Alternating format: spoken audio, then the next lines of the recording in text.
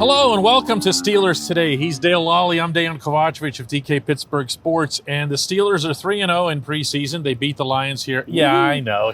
I knew he was going to do that. The Steelers beat the Lions 26-20, which also deserves another. Okay, the Lions stink, but there was still plenty to take from this, I think. Yeah, there was. And you look at the first half of this game in particular. The Steelers came out, of course, Ben Roethlisberger started the game. 2 touchdown drives in 3 possessions with Ben Roethlisberger at the helm. Both touchdown passes to Pat Freiermuth. They got plays out of Najee Harris with Ben Roethlisberger on the field. Big plays from Najee Harris from Ben Roethlisberger on the field. And he was just efficient. I mean, if you look at the numbers, I think it's 8 for 10 for 130-plus yards and 2 touchdowns. Perfect passer rating. Perfect passer rating. Yep. What more could you ask for in your dress rehearsal? And being healthy. I mean, as long as we're throwing everything into the mix here. I thought that, Ben's pass to Deontay Johnson, I remember I said to you in the press box at the time, I didn't like the ball. What did Ben say afterward? He didn't like it either. Yeah. And good for him for recognizing that. He knew that Deontay had actually torched his guy. And if he had put more air under it and really let the thing fly, Deontay just runs on top. Instead, he had to rely on the Lions being the Lions and coming back to the football. And at the same time, those were passes that he wasn't hitting last year. He wasn't even attempting them, Dale. He wasn't even trying them. I mean, they tried some stuff, but that was down the middle of the field. Yeah. And so, they didn't have Chase Claypool in this game. He didn't play. They were still able to generate an offense, without one of their better players out there. The offensive line held up. Detroit does have some guys that can get after you a little bit. They get some first-round draft picks on their defensive line. So, all in all, I thought this couldn't have gone much better, except, the only thing that I noted was that I think they had 14 carries for 34 yards in the first half rushing. But I think, had that game played out, and we'll get to see this again later in the season, they probably finished that game, they were up 23-0 with 100-plus rushing yards because they just would have kept pounding away in the second half. Yeah, they also wanted to see stuff from the quarterbacks. They really wanted Ben. I'm sure Ben wanted Ben to get loose, to get comfortable. Here's some of what Ben had to say afterward. Just trying to win a football game, even though it's preseason, stay healthy. I don't really want or need to scramble around a lot. It just kind of happened like that. And the pump fake wasn't an intentional pump fake. I was going to throw it, and I just, he was still leaning on the guy, so I wasn't quite ready.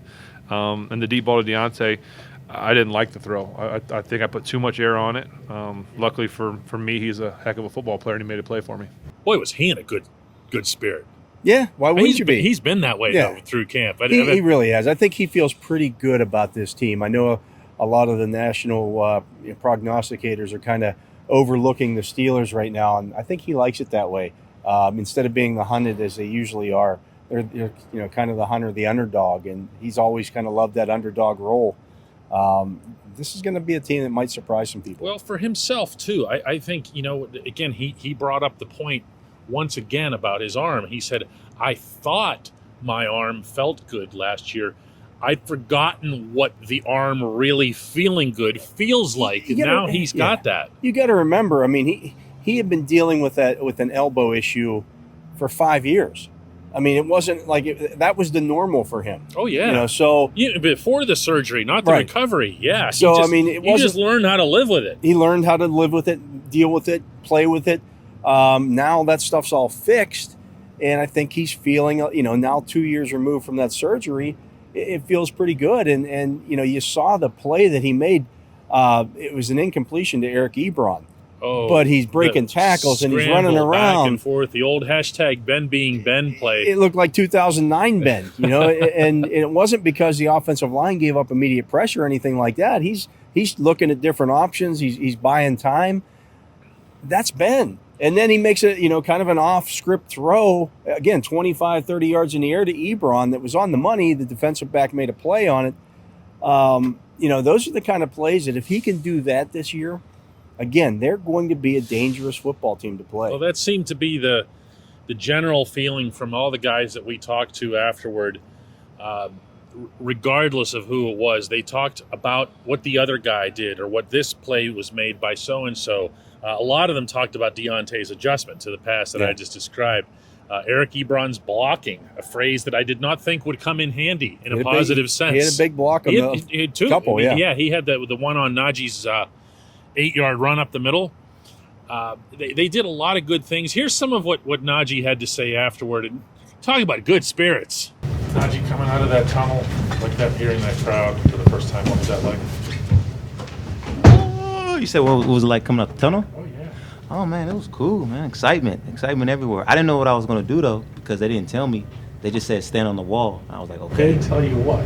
They didn't tell me what they was doing. They called out names, and they was like, hey, stand on the wall. I was like, what we doing? And I see everybody jumping around. That's what's calling starting offense. And he said, Najee. I said, what am I doing?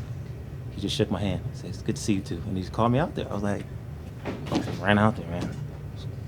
It's cool. Now, this was a pretty innocuous question that I'd asked. I mean, this was just like, what was it like to come out of the tunnel? And this is what you get from him. I mean, he has, you and I were saying it when we left the room. This is a different cat. He really is. He's having fun.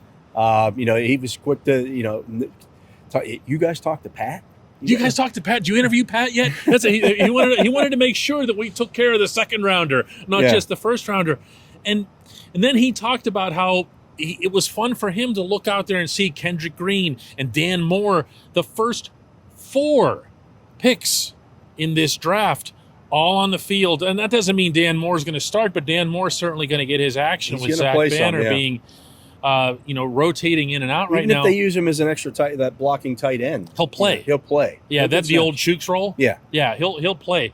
I think it's been fun to be around this football team, Dale, and it's fun to get some of these vibes. But for me, tonight it was way more fun to just be able to share it with other people. So didn't it feel like when you saw something happening that was good, it was like, see, I've been telling you this. Now you get to see it yourself. Like for example, Dale telling all of us repeatedly, nonstop, sometimes rather aggressively, that Mason Rudolph was actually having a really good camp. And what do you know? Mason Rudolph was having a really good camp and played really well here tonight. Made some high-quality throws in this game tonight.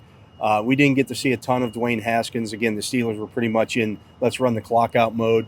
But Mason Rudolph, again, is the number 2 quarterback on this team. If that's not clear to people by now, I don't know what to tell you. Mike Tomlin, what he did on the field with those guys tonight shows you. You can try to read whatever you want to read into his comments. No. What's he doing on the field? What's he doing? Mason, What are they actually doing out there? Mason's had a good preseason. Again, I'm not saying he's the quarterback of the future or anything like that, but he is the number 2 quarterback of the present. Yeah, he's the guy that's best equipped to go out there and perform the role of the number 2 quarterback, which is, of course, to replace Ben if he were to go down. When we come back, we'll flip over to the other side of the football, which we'll talk about it. There's never any point, Dale, in discussing the score of a preseason game in either direction. So the Lions coming back with their 20 points against the Steelers' third stringers or whatever doesn't matter really much at all. I'm sure it bothered some people who were watching it. Or who maybe had a rooting interest in the game, shall we say. Well, yeah, I did hear references to that. Well, actually, we should include the people who were getting scorched left and right, who will not be employed. They just make the cuts that much easier. Yeah, and I thought, the first team defense, I get it. Jared Goff wasn't playing in this game, but the Lions were playing the rest of their, a lot of the rest of their guys. They had 50 yards in the first half. Yeah. It was a lot of 3 and outs. I think that's why you saw Mike Tomlin leave some of the defensive starters in the game. He wanted them to get actual action. Quarter. I mean, they played like 14 snaps in the first half. It's tough to really judge. You wanted to get Joe Schobert on the field with Devin Bush. They did that a lot in the nickel. They didn't play any dime. They played all nickel for the most part. I think it was 10 snaps or so of that. Mm-hmm. So, you're trying to get that acclimation process started there a little bit more quickly. And, I think they were able to do that a little bit in this game. You're not going to see those guys next week. Schobert? Oh, I'd play him. I don't know if I'd play him. I wasn't crazy about him, Dale. I got to be honest with you. I saw him miss a tackle, and this is the I'm thing. not- this I'm guy's not supposed gonna to get- be. I I'm know not he's gonna get brand overly- new. He just showed Yeah. up. I know. You know, you hear it all Show the me time. something. You hear it all the time from players, though. Like when you're out there thinking too much, Yeah, you're playing just a step slow. it's all And fair. so, yeah, I mean, I'm not going to read too much into that. You know, is he doing that in week 3 of the regular season? Then you know that'll be a concern. But I do think that you know, getting him on the field with Devin Bush, working on that communication process between the two, was a big step for them in this game as well. And I will say that I thought 55 looked a little bit more nimble and loose takes some than pressure he off of him. did. Yeah. And, you know, well, he's coming back from his own. A lot of times too, when you know, I dealt with that myself. You know, I had a pretty serious knee injury in high school, right in the middle of my basketball season, and you come back from that and you're back, but you're not really back. No, And so you're you know, holding your breath. you're You always think every wondering little is- thing yeah. that goes wrong. you is feel a gonna- little pain in there, and you're like, oh, did I tear something again? Yeah, And you see it a lot. You know, Joe Burrow's going through this right now in Cincinnati as well, where you know you're back on the field, but every time there's somebody rolls on the ground near you or something like that, you're kind of picking the leg yeah, up, yeah, you know, yeah. that kind of thing. So you got to get over that mental part of it as well, and so that's a big part of this for Devin Bush. They need that process again. I think that's why they want to take some things off of his plate. He doesn't have to cover as much ground with Joe Schobert out there. He doesn't have to be Superman with Joe Schobert on the field. He can let Schobert make some plays as well. So I thought that was good. I thought, you know, Justin Lane stepped up and made a couple plays in this game tonight. That's a good sign for them. They put him in. Joe Hayden played one series with the defensive starters, and then it was should have had a pick. It was Lane out there with the Should have had a pick. Can't let Joe off the hook for this. No, and he'll be the first one to tell you he should have had a pick. Mhm. But all in all, you know, a good effort. You pitch a shutout. I don't care who's out there for the other team. You know, No, in general, there's no question that they played well. I'm looking for, like everybody else is, I'm looking for stuff within that. Like, for example, did the Steelers get any closer tonight to determining anything at all related to nickel corner? well, no. Arthur Millette got hurt. I mean, Arthur Millette got hurt, and it's- Antoine Brooks didn't play. He didn't play. So yes, I think they are. They're much Yeah, closer I now. guess so. I mean, it's Cam Sutton's the last man standing. Yeah. Shakur Brown played in this game tonight. He had his opportunity to hey, I'm going to throw my hat into the conversation. And he wasn't any good. He had 2 bad penalties. Yeah, I don't mean to be a jerk here, but he just He's wasn't. an undrafted rookie. That wasn't Yeah, going to happen anyways. No, that was kind of one of those weird things that just pops up in April. Like everyone starts mentioning his name. Like why?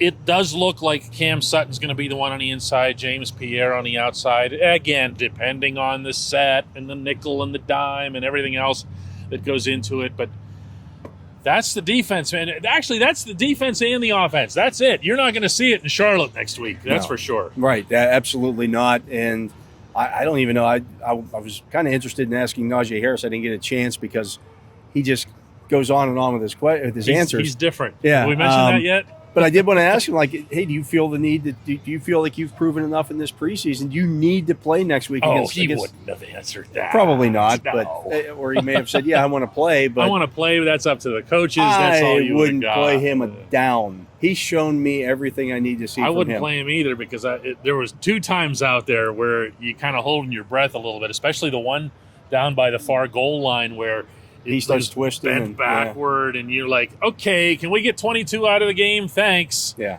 On the bright side, the offensive line got to block in front of him. There's all kinds of things that happened here that were positive. They really were. We're cutting into all of it, you know? Absolutely. We appreciate you watching Steelers Today, the special edition, I should add, of Steelers Today immediately after the game.